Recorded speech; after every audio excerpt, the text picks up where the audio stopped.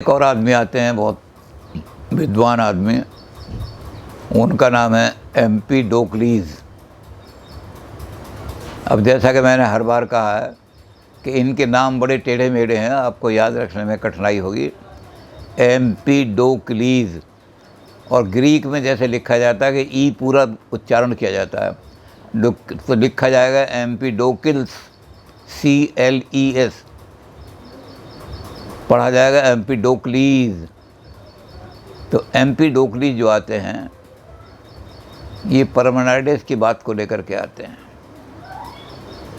ये कहते हैं कि जो शाश्वत, जो सत्य है वो शाश्वत है, अविकारी है, उसके अंदर कोई विकार नहीं हो सकता। जो चीज़ बदलती रहती है वो सत्य नहीं हो सकती। सत्य वो है जो अभी भी सत्य है, कल भी सत्य था और परसों भी सत्य रहेगा।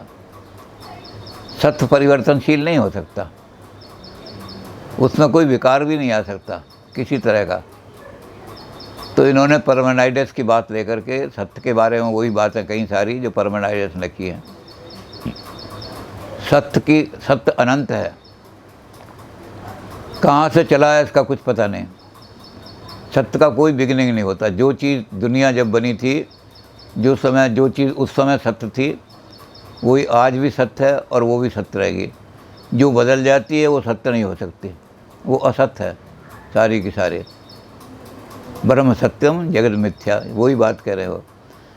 तो एम्पीडोक्लीज जो हैं, उन्होंने परमेनाइडेस वाली बात की, लेकिन हम जैनियों की तरह बात कर रहे हैं कि लेकिन उन्होंने कहा कि परमेनाइडेस ने जो बात की है, हरक्लाइटस भी बहुत ऊंचे थिंकर हैं, बड़ी ऊंची ऊंची बातें कही उन्होंने। बिना अग्नि के संसार हो ही नहीं सकता, ना संसार रहेगा ना अग्नि। तो हरक्लाइटस की बात भी ठीक है। और अगर हम अग्नि को परम तत्व मान लेते हैं तो हमें चेंज को मानना पड़ेगा, क्योंकि अग्नि तो हमेशा बड़ा। तो इनको दिक्कत पड़ गई बड़ी कि इसकी बात कहूँ या इसकी बात कहूँ। तो इन्होंने कहा कि परम सत्य जो है, अब तक हमारे आदमियों ने जिन्होंने देखा, पहले थेलीज ने देखा था तो पानी में उसको दिखाया परम सत्य। उसके बाद दूसरा आदमी आया, एनेक्सिमीनेस आए, तो उन्हें एयर दिखाई दी, इनको फायर दिखाई दी। एनेक्सिमीनेस आए, उन्हें लगा इनडिटर्मिनेट कोई चीज़ है। तो 4 तत्व हैं, चारों तत्वों का वर्णन 4 आदमियों ने किया है। तो एम्पीडोक्लीज जो है सबको मिलाना चाहते हैं। एम्पीडोक्लीज ने कहा कि चारों थिंकर्स ने बात की अपनी अपनी, लेकिन कोई आदमी भी अंत तक फाइनली एक्सप्लेन नहीं कर पाया, क्योंकि किसी एक तत्व से ये दुनिया नहीं बनी। यूनिवर्स को बनाने वाला एक तत्व नहीं हो सकता। तो उसने कहा कि दुनिया को बनाने वाले 4 तत्व हैं, ये चारों मिल जाते हैं जब तो दुनिया बन जाती है, अलग अलग रहते हैं तो दुनिया नहीं बनती। अब जब चारों तत्व आ जाएंगे, तो उन्होंने कहा जब ये चारों तत्व आ जाएंगे तो होगा कि तत्व तो अपने आप में अपरिवर्तनशील हैं। एयर है, अपरिवर्तनशील है, लेकिन जब ये मिलती है वाटर के साथ तो परिवर्तन आता है, कुछ नई चीज़ पैदा हो जाती है। तो इनके मेल से, इनके आपस में मिलने से परिवर्तन परिणामी हो जाते हैं इनकी चीज़ों में। तो उन्होंने कहा कि जो परिवर्तन हैं वो पैदा होते हैं कॉम्प्लेक्स जब तक सिंपल रहते हैं वो, तब तक उसमें कोई परिवर्तन नहीं होता। सारे के सारे बिल्कुल परमानेंट हैं, शाश्वत हैं, बदल ही नहीं सकते। और जब ये मिल कर के एक साथ काम करते हैं, मिलने के सिद्धांत इन्होंने दिए। एम्पीडोक्लीज ने मिलने के सिद्धांत दिए 2। उन्होंने कहा दुनिया के अंदर 2 ही सिद्धांत हैं जिनके कारण से सारे तत्व काम कर रहे हैं। हर एक तत्व शाश्वत है, लेकिन जब मिलने का काम करता है तो एक से मिला तो बदल गया थोड़ा सा रूप उसमें। तो उन्होंने कहा इसको मिलाने वाला कौन है? तो उन्होंने कहा ये तत्व हैं, इनके अंदर ही शक्ति है मूवमेंट की, परिवर्तन की शक्ति तो है, परिवर्तन होंगे जब किसी दूसरे। तो उसको इन्होंने नाम दिया लव एंड हेट। प्रेम और वियोग ये संसार को चला रहे हैं। चारों तत्व इस तरह मिलते हैं। चारों तत्वों में जब प्रेम होता है तो ये अट्रैक्ट करके एक दूसरे के साथ आ जाते हैं, और जब वियोग होता है तो एक दूसरे से हट जाते हैं सारे के सारे। तो ये जो अट्रैक्शन का सिद्धांत दिया है, बाद में जाके न्यूटन ने इसी को बना दिया, ये हमारा ग्रेविटी का लॉ। नहीं तो सारे लोग ये मानते थे कि जो पृथ्वी है ये माँ की तरह से अपने बालक को खींचती है, प्रेम है, इसलिए हर चीज़ पृथ्वी की ओर। अब जो आज की साइंस है, और उस समय साइंस बड़ी क्रूर थी, तो वो तो ये भी मानते हैं एम्पिडोक्लिस के सितारे भी पृथ्वी की तरफ खिंच रहे हैं, और जो सितारे टूटते हुए दिखाई देते हैं मतलब पृथ्वी उनको खींच रही है। वो ये नहीं जानते थे कि वो सितारे नहीं है, वो उल्काएँ हैं, लेकिन उन्हें लगा कि कुछ तारे टूट करके भी तो पृथ्वी उनको प्यार से खींचती है, तो सितारे भी टूट के पृथ्वी की तरफ आ रहे हैं। हो सकता है कोई कभी चंद्रमा भी पृथ्वी के साथ आके मिल जाए इस लव से। ये लव जो है एक दूसरे को खींच रहा है खूब। और उन्होंने कहा दूसरा सिद्धांत है, अगर ये लव एक साथ सबको खींच ले तो सब एक जगह इकट्ठे हो जाएंगे, इतना विस्तार कैसे होगा। ये जो पृथ्वी में इतना विस्तार हो रहा है, सब चीज़ें बढ़ रही हैं, फैल रही हैं, तो उन्होंने कहा इसमें हेट भी है। जब समान पोल जो हैं एक साथ आ जाते हैं तो रिपल्स करते हैं। नॉर्थ पोल जब नॉर्थ पोल के साथ आ जाएगा तो रिपेल करेगा, और नॉर्थ पोल जब साउथ पोल के साथ आ गया तो मैग्नेट में वो खींच लेगा उसको। बिजली में भी जब एसी की करंट और डीसी करंट में ऐसे चलेगी तो एसी करंट खींचेगी और डीसी करंट फेंक देगी आपको दूर। तो ये सारे पोल जो हैं इस तरह से इनके अंदर चलता है कि एट्रैक्शन भी है इनके अंदर और रिपल्शन भी है। एट्रैक्शन और रिपल्शन से सारी दुनिया चल रही है। यही दो फोर्सेस हैं, सारी दुनिया को खींचती हैं। तो इन फोर्सेस के आधार पर एम्पिडोक्लिस ने इस दुनिया को एक्सप्लेन करने की कोशिश की।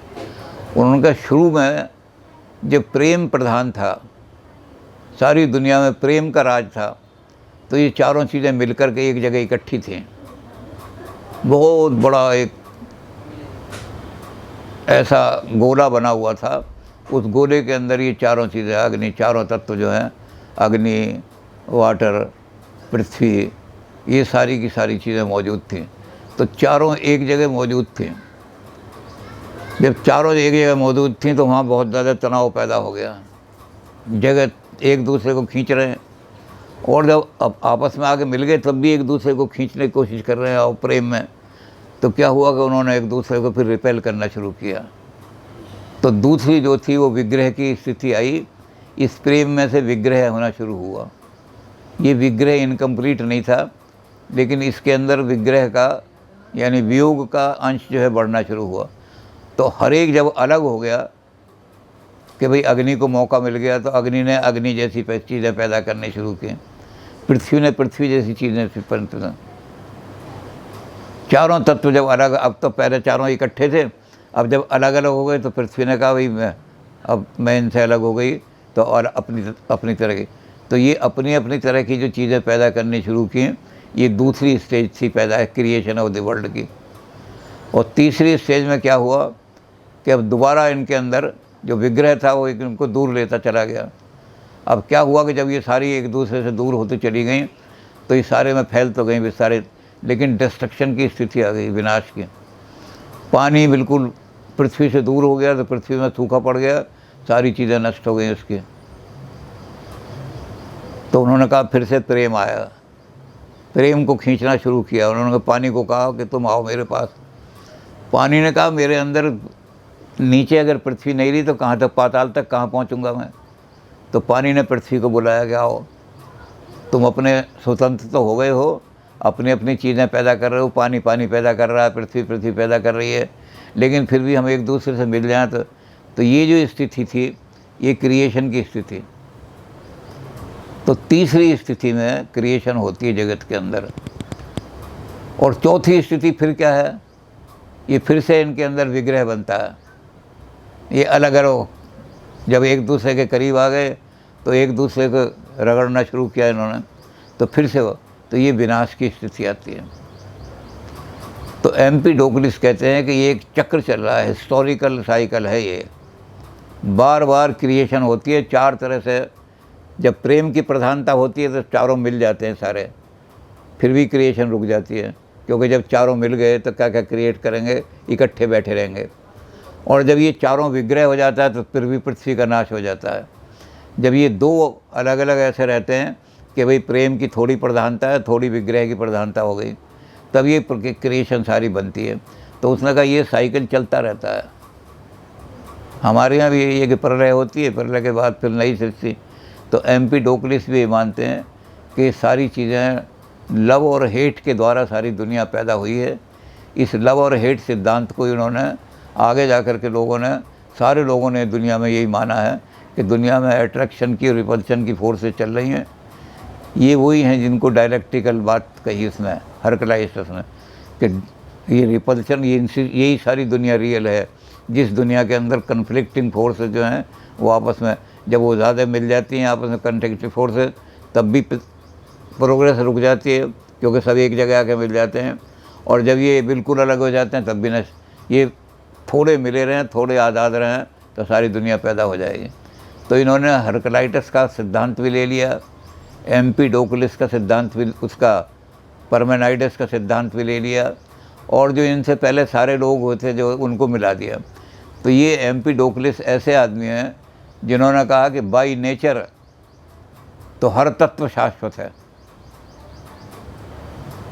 उस तत्व के जो बेसिक फंडामेंटल है वही है कि उसको ना कोई बदल सकता। अग्नि को अग्नि रहेगी हमेशा, जब से पैदा हुई है, और जब तक चलेगी अग्नि रहेगी, तो शाश्वत है अग्नि। तो उन्होंने दोनों को मिला दिया कि उनका फंडामेंटल शाश्वत हैं, लेकिन जब वो क्रिएशन में लगते हैं तो बदल जाते हैं, बदलते रहते हैं एक दूसरे के साथ। तो एम्पीडोक्लिस को हम ये कह सकते हैं कि समन्वयवादी दार्शनिक हैं।